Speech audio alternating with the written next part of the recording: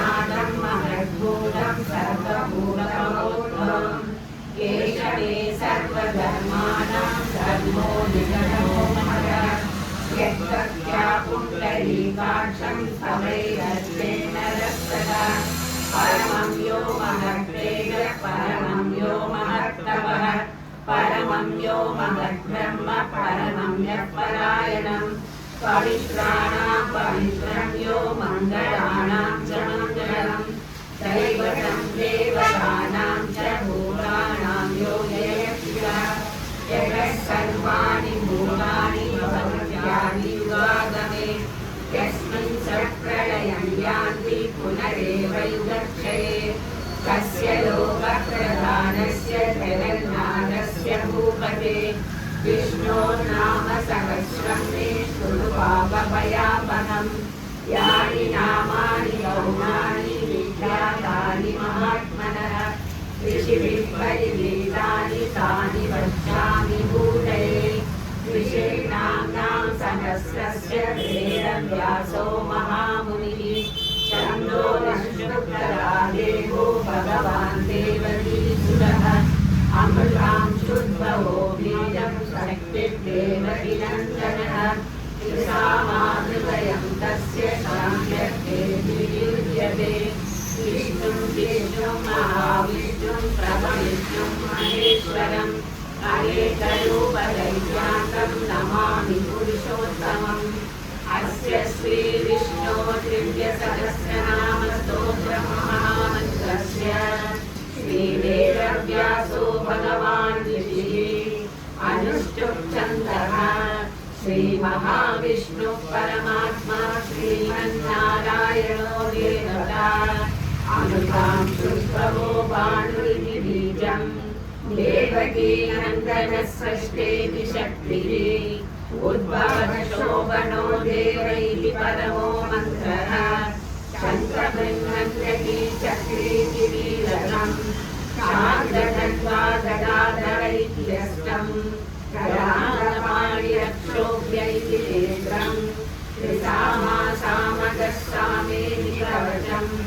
आनन्दं परब्रह्मेति योनिः मृदुसुरसंहारैति भगवतः श्रीविश्वरूपैति ध्यानम् श्रीमहाविष्णुः प्रीत्यर्थे सहस्रनामजपे विनियोगः ध्यानम् श्रीयोगन्वत्प्रदेशे सुषमिरसत्सैकते मौक्तिकानां मालाकृतासनस्तस्फटिकमणिग्रैर्मौक्तिकैर्मण्डितान्तरः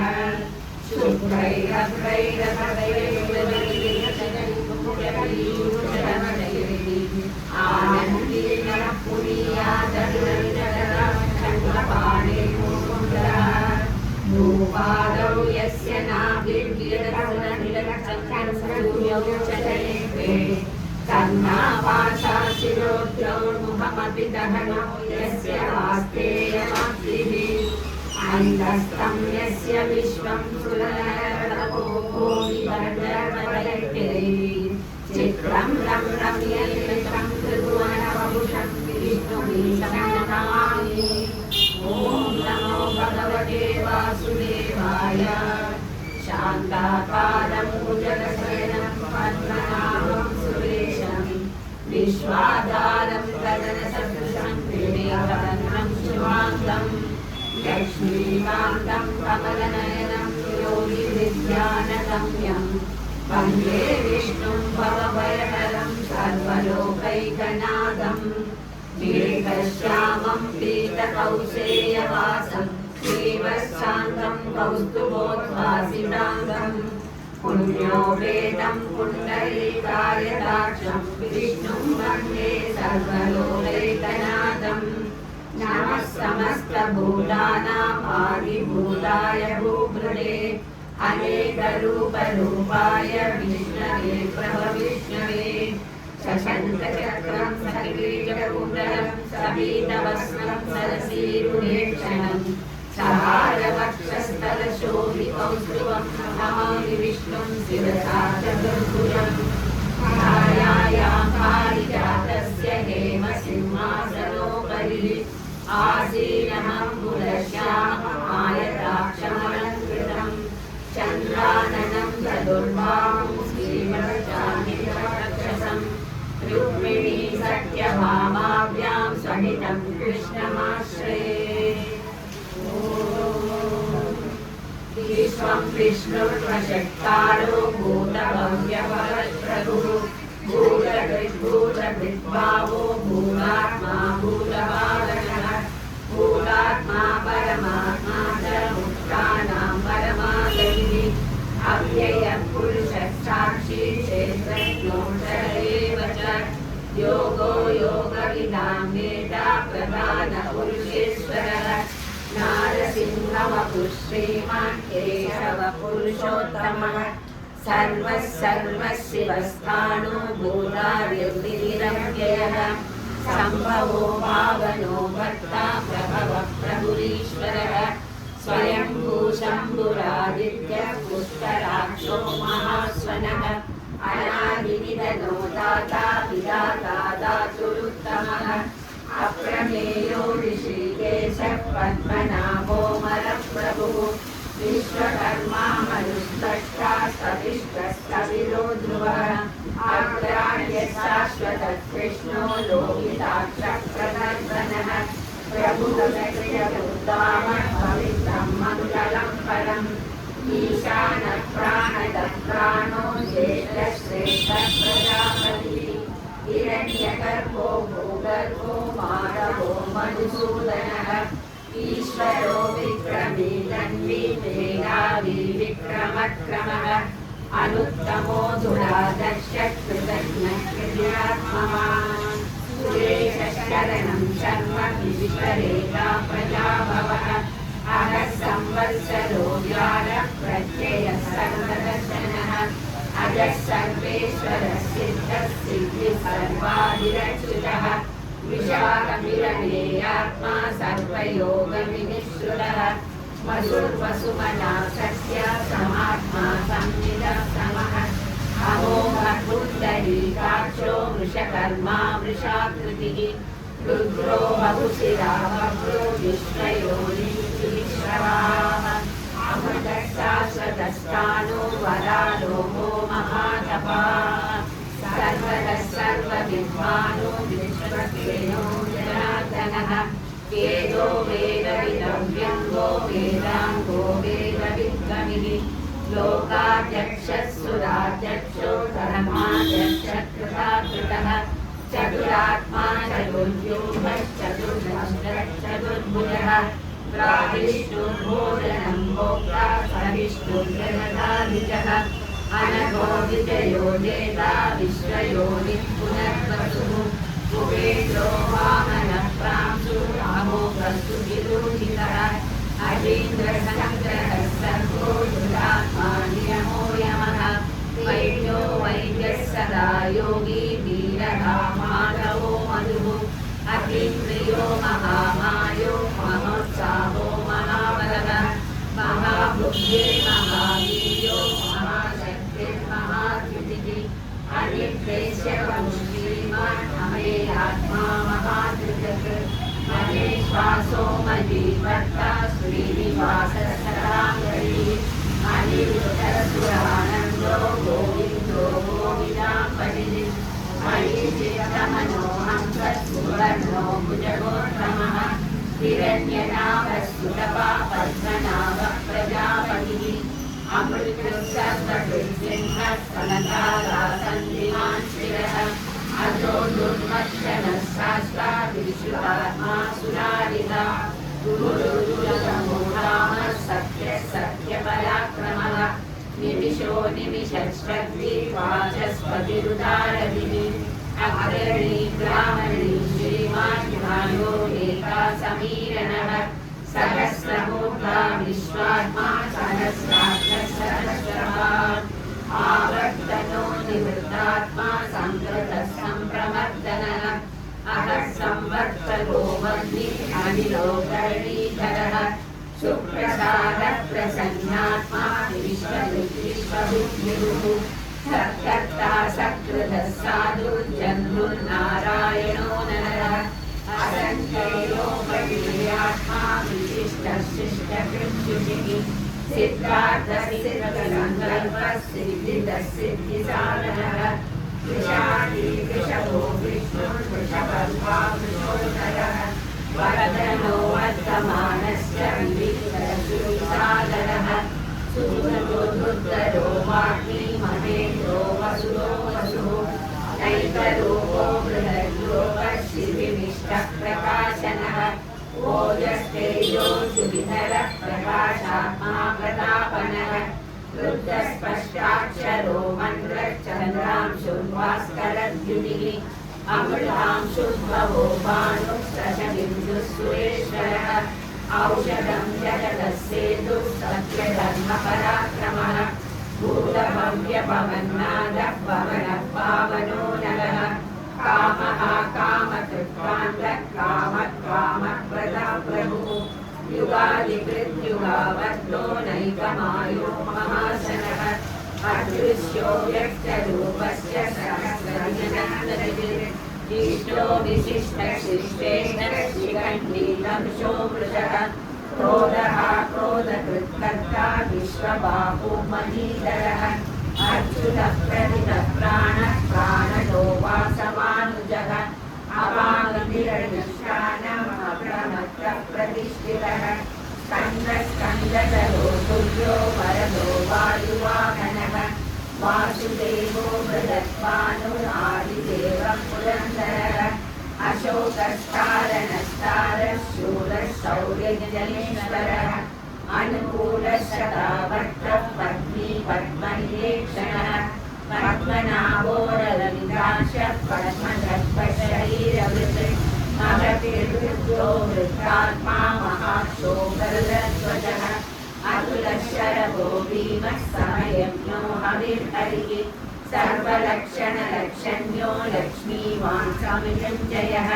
विक्षरो लोहितो मार्गो हेतुर्दामोदरः शरः महीधरो महाबाहो वेगवानमिताशनः पूर्ववहतो गणो देवः श्रीगर्भः परमेश्वरः कारणं कारणं कर्ता निकर्ता गमनो गुहः व्यवसायो व्यवस्थानः संस्थानस्थानतो ध्रुवः परमिष्टः रामो विरतो मार्गो नेयो नयो नयः वीरशक्तिमतां श्रेष्ठो धर्मो धर्मविरुद्धमः वैकुण्ठः पुरुषः प्राणः प्राणदः प्रणवः पृथुः हिरण्यगर्भः शत्रुघ्नो व्याघ्रो वायुरथोक्षजः ऋतुसुदर्शनः कालः परमेष्टिं परिग्रहः उग्रसंवर्तनो विश्रामो विश्वदक्षिणः विस्तारस्तावरस्तानो प्रमाणं बीजमव्ययम् अर्थो नद्धो महाकोशो महाभोगो महाधनः अनिर्भिन्नस्य विष्णो भूधर्मयूपो महामखः नक्षत्रनेमिर्नक्षत्री शमाक्षावः समीहनः यज्ञेभ्यो महेशस्त्रक्रतुसहस्रं सताङ्गतिः सर्वदर्शी विमुक्तात्मा सर्वज्ञो ज्ञानमुत्तमम् सुवर्चरसूरसूक्ष्मसुबोधसुकरसुहृत् मनोहरो जितक्रोधो वीरबाहो विदारणः स्वाकरस्वशो व्यापीनैकात्मानैककर्मकृत् वत्सरो वत्सीरत्नगर्भो धनेश्वरः धर्मकृद्धर्मकृद्धर्मी सहस्रचरमक्षरम् अभिज्ञाता सहस्रांशु विचाराक्षरक्षणः कवस्मिन्नेमिस्सस्वस्तः सिंहो भूतमहेश्वरः आदिदेवो महादेवो देवेशो देववृद्गुरुः उत्तरोपदिर्भोक्ता ज्ञानगम्यः पुरातनः शरीरभूतमृद्भोक्ता समीरो भूरिदक्षिणः सोमः पुरुजित्पुरुषक्ताः विनयो जयसरकृतन्तो दाशाग्रशाश्वतामधिः जीवो विनयिता साक्षी मुकुन्दो हितविक्रमः अम्बोधिरङ्गात्मा महोदधिशयोन्तकः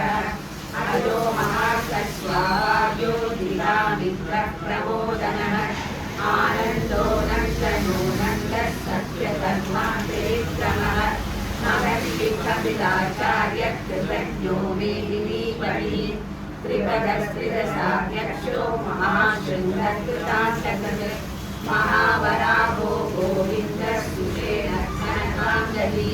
दुर्योगमीरो गहनो दुर्गश्चक्रधराधरः हेयास्वाङ्गोरिः कृष्णो धृतसङ्कर्षणो धृतः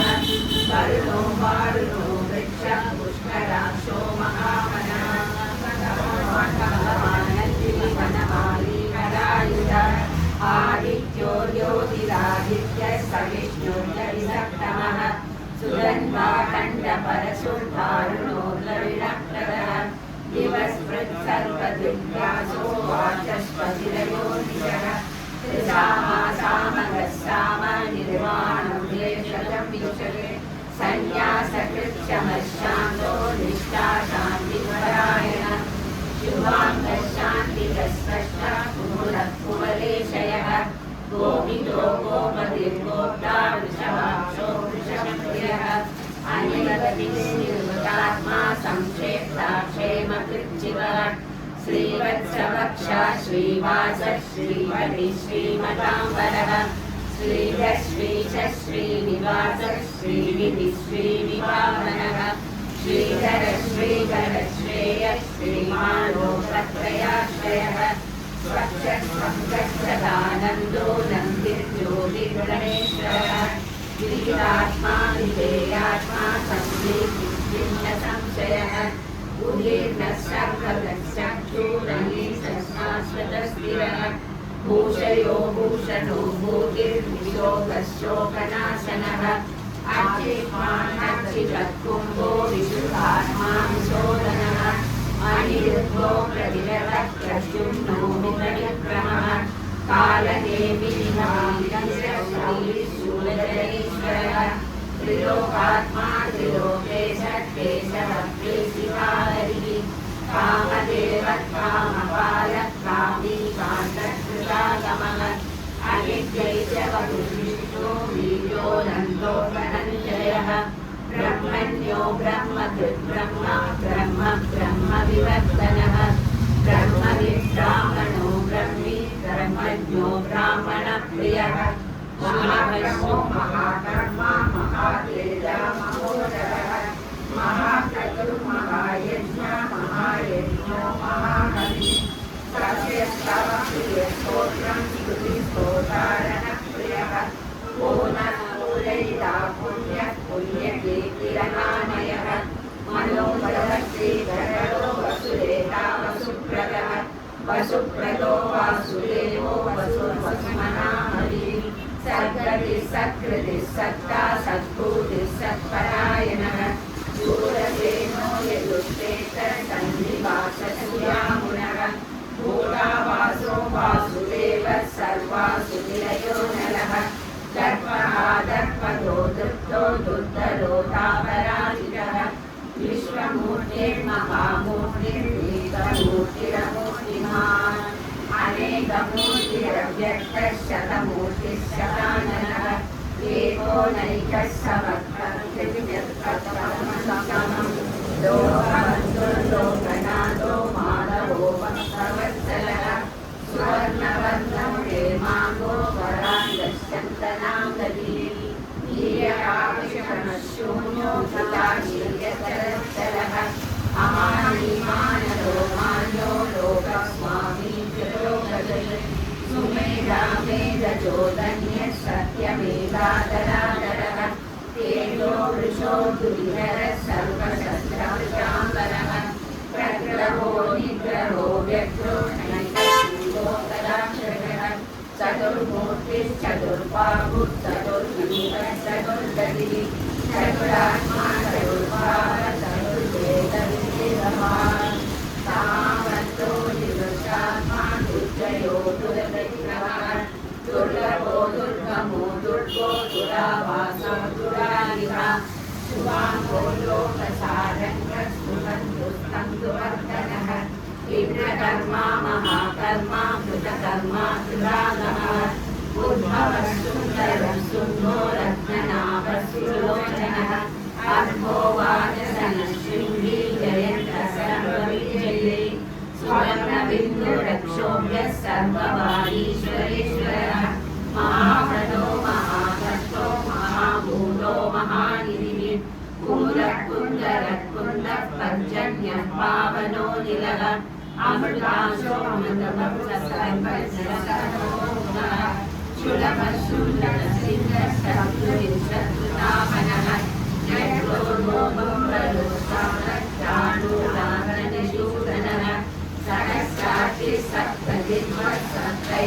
सप्तवाहनः अमूर्जनतो चिन्त्यो भयकृद्भयनाशनः अनुबृहत्कृशस्तोरो पूर्णवृद्धिगुणो महान् अनृतस्वतृतस्वाख्यप्राप्तं सोमंशवर्धनः पालनृतकलितो योगी योगीशः सर्वकामरः आश्रमश्रमणश्यामः सुवर्णो वायुवाहनः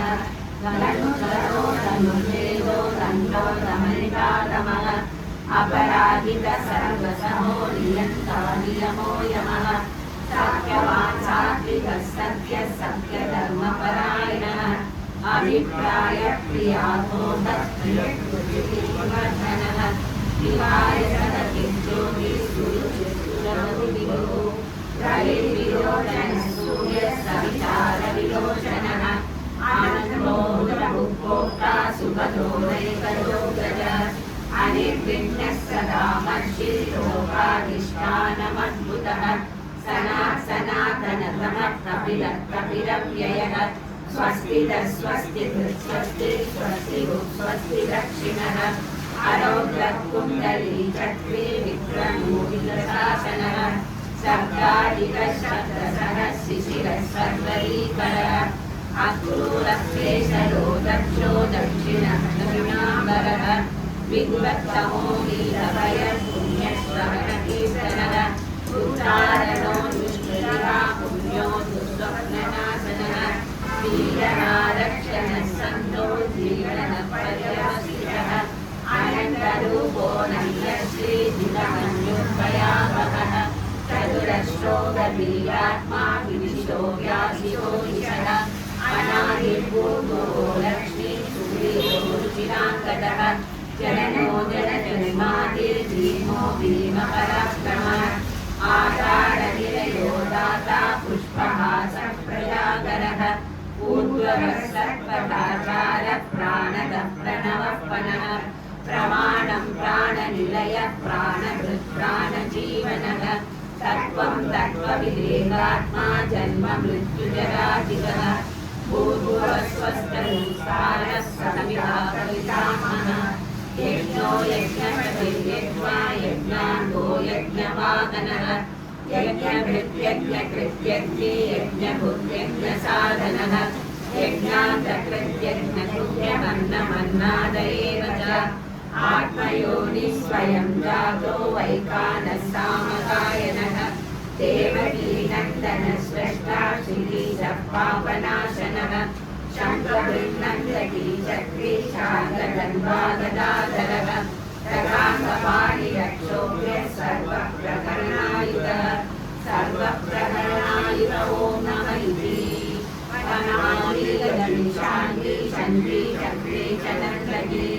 श्रीमान्नारायणो विष्णुर्वासुदेवो विरक्षतु वनमालीगदीशाङ्गी शङ्गी चक्रे च नन्दकी श्रीमान्नारायणो विष्णुर्वासुदेवो विरक्षतु वनमालीगदीशाङ्गी शङ्गी चक्रे च नन्दकी श्रीमान्नारायणो विष्णुर्वासुदेवो विरक्षतु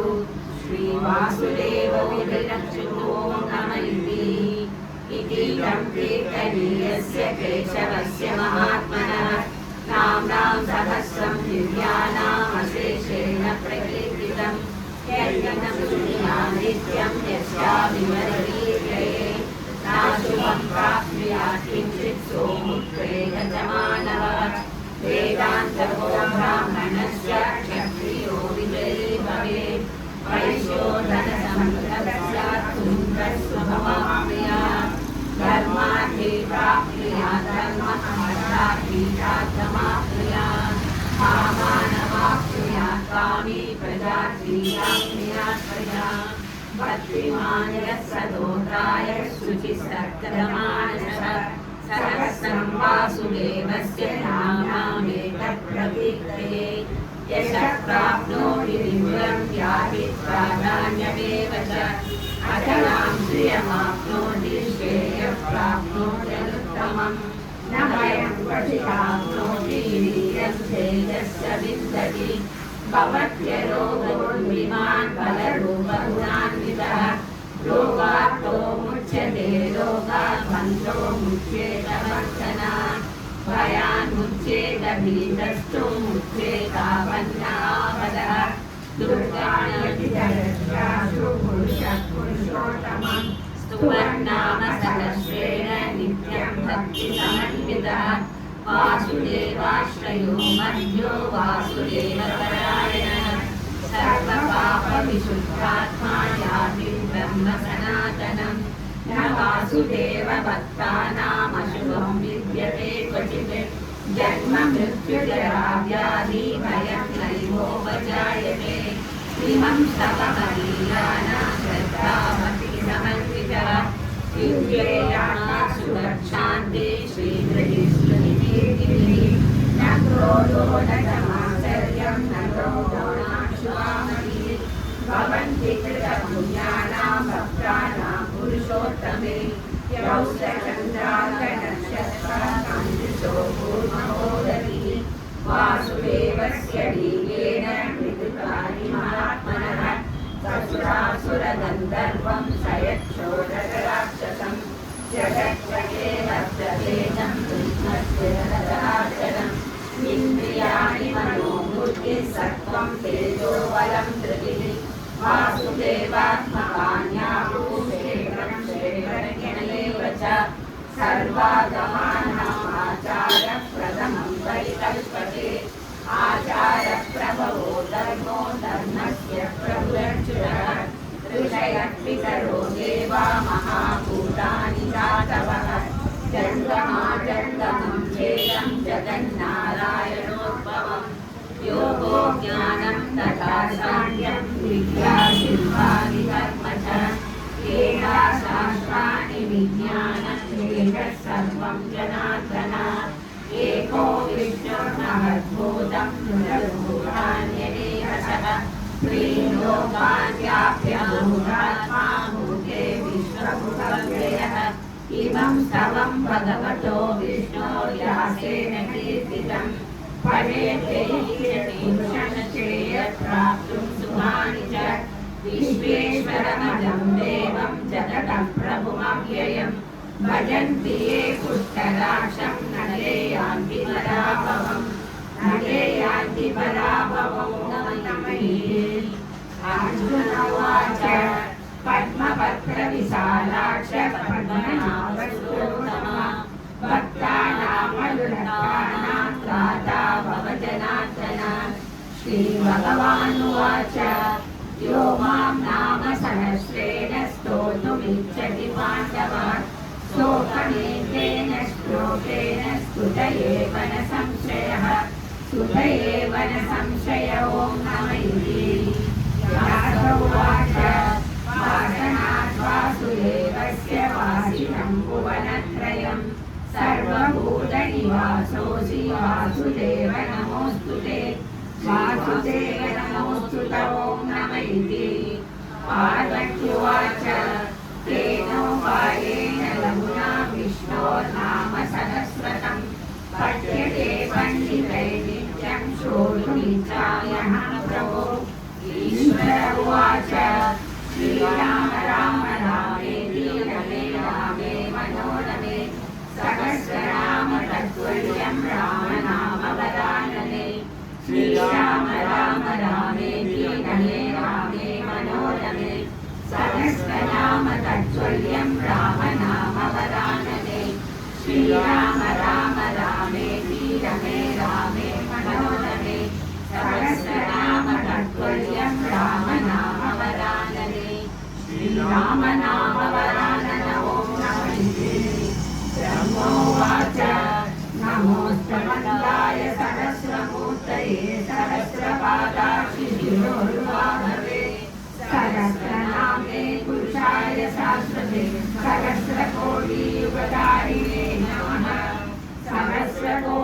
युगधारिणे नमो नमः। संजय उवाच यत्र योगेश्वरः कृष्णो यत्र पार्थो धनुर्धरः तत्र श्रीविजयो भूतिर्ध्रुवान्निर्ममः। श्रीभगवानुवाच अनन्या चिन्तयन्तो मां ये जनाः पर्युपासते तेषामित्यादियुक्तानां योगक्षेमं वहाम्यहम्। परित्राणाय साधूनां विनाशाय च दुष्कृतां धर्मसंस्थापनार्थाय सम्भवामि युगे युगे। आत्ताभिषण्णासिता भूलेषु च व्याधेषु वर्तमानाः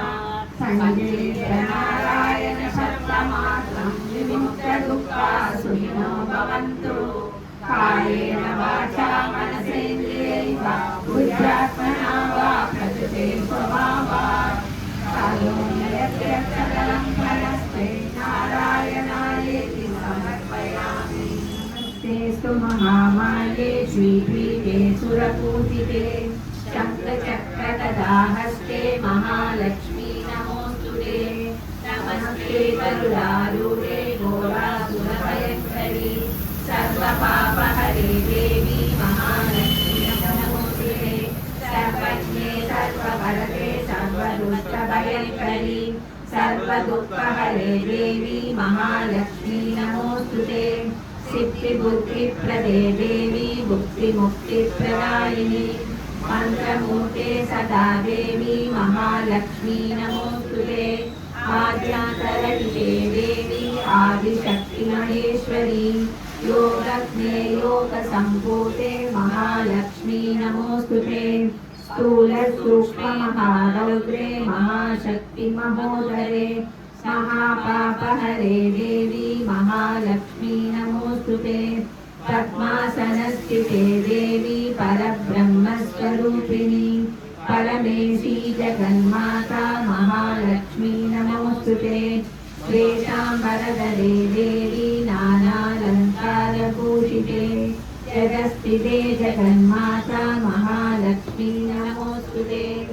महालक्ष्मी अष्टकस्तोत्रं यः पठेत् भक्तिमान् नरः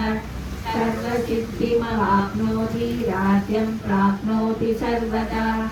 एककालं पठे नित्यं महापापविनाशनं